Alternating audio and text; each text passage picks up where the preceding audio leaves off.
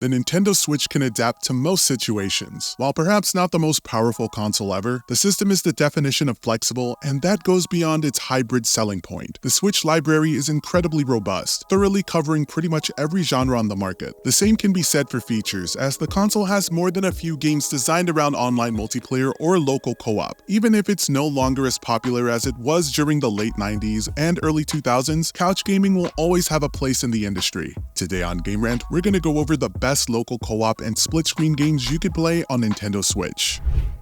Up first, we've got Unravel II.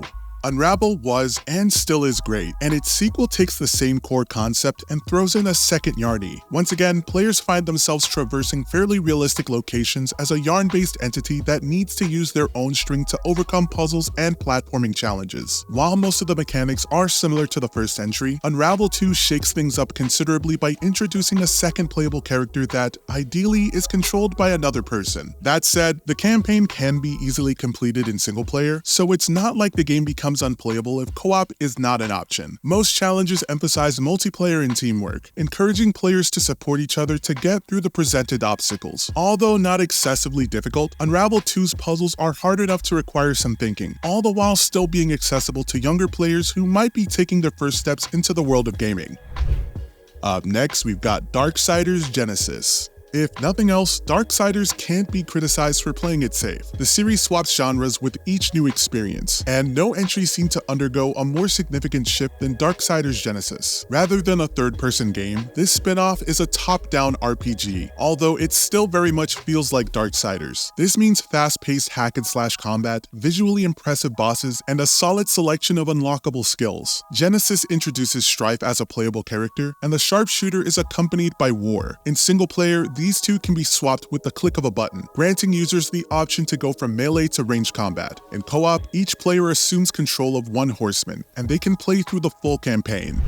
Up next, we've got Teenage Mutant Ninja Turtles: Shredder's Revenge. Teenage Mutant Ninja Turtles is oddly an amazing franchise for local co-op Switch games. The Cowabunga Collection is an incredible compilation that contains more than 10 classics, some of which, like Turtles in Time, support co-op. This package is an easy recommendation for fans of the franchise or anyone with a fondness for old-school games. Then there's Teenage Mutant Ninja Turtles: Shredder's Revenge, a modern project that harbors back to the license's gaming golden era. Tribute's title is not only a loving homage to TMNT's storied history, but also one of the best beat-em-ups of recent years. It looks fantastic, plays beautifully, and sounds great. Unsurprisingly, for a series revolving around 4 siblings, Shredder's Revenge supports co-op in a big way. The game allows for 6 players to share the screen, taking up almost all the playable characters. When taken to the limit, things can get a bit overwhelming as levels become flooded with both players and characters, but it's a delightful type of hectic. Although accessible, the combat system is fairly deep and fast-paced for a beat-em-up, and there are even moves revolving around co-op.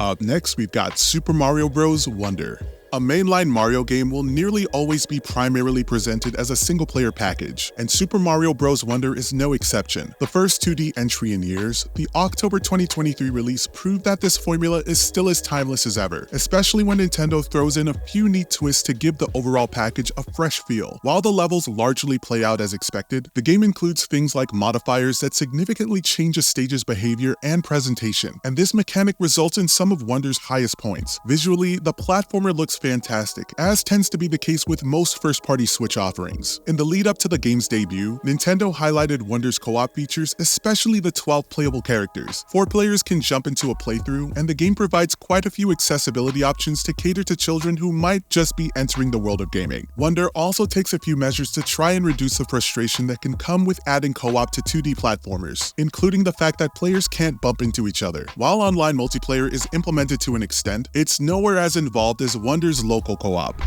Up next, we've got Streets of Rage 4. Beat-em-ups will be forever associated with arcades and co-op, and Streets of Rage is arguably the genre's poster child. While Sega forgot the license existed for roughly 2 decades, a trio of indie developers brought back Axel, Blaze, and Adam for another run, and they teamed up with a few new faces for good measure. This time, 4 players can join forces to take on 2 villains, and the heroes will need to be on the same page, as Streets of Rage 4 is far from a pushover. Polished, gorgeous, and unexpectedly deep, this 2020 release looks back at the genre's 90s glory days without feeling the need for a blatant retread. The result is a modern take on a classic formula that achieves timelessness, setting itself up as perhaps the best beat-em-up game on the Nintendo Switch.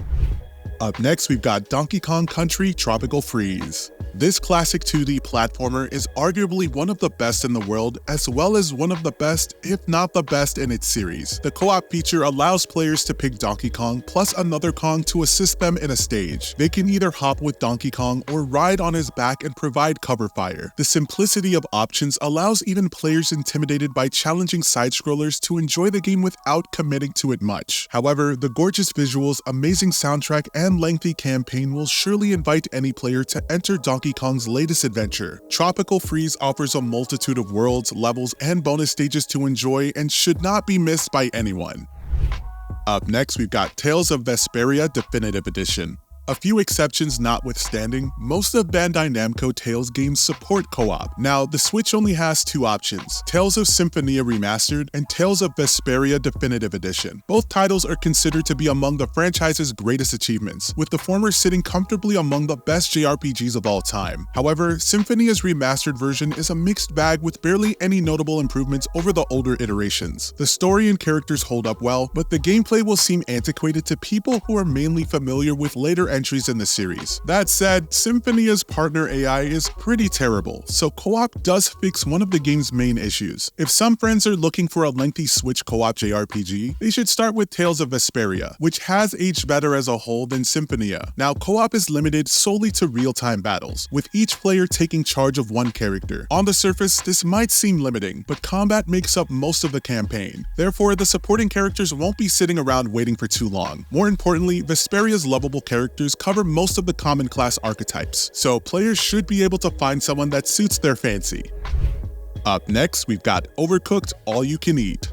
Running a kitchen is hard work, and that doesn't change when the responsibility is shared with friends or family. Overcooked puts up to 4 players in charge of meeting a restaurant's orders, and every chef will have to carry their weight if the collective wants to have any hope of keeping up with the demand. Although a touch repetitive, Overcooked can be cathartic once players properly get into the flow of things. Things can also get stressful quickly, so communication is key to ensuring a happy kitchen. There are quite a few Switch co-op games that follow a similar format to Overcooked, but none of them are quite as addictive as Ghost Town Games' release. Part of that has to do with the gameplay maintaining consistent pressure on the players, ensuring they're always active and working towards something. After a while, the process can start to feel robotic and even therapeutic, as long as things don't get too hot in the kitchen.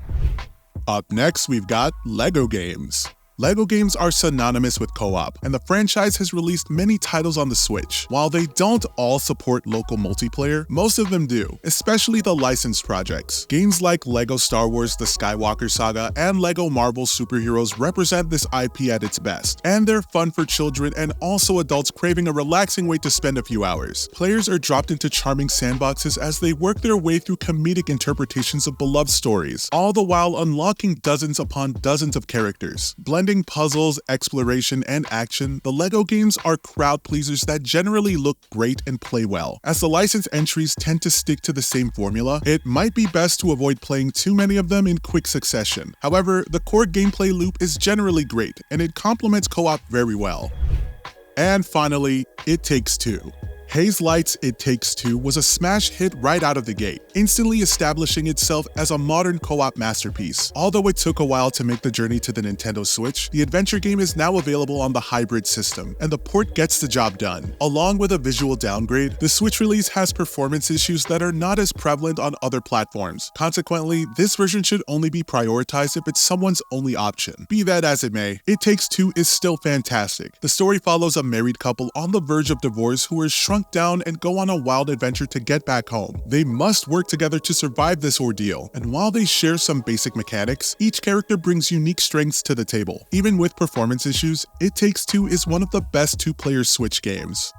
And there you have it, folks, the best local co-op and split-screen games you can play on Nintendo Switch. Let us know if any of the games on this list is your favorite to play with a friend. Thanks again for tuning into Game Rant, and be sure to stay tuned for more videos.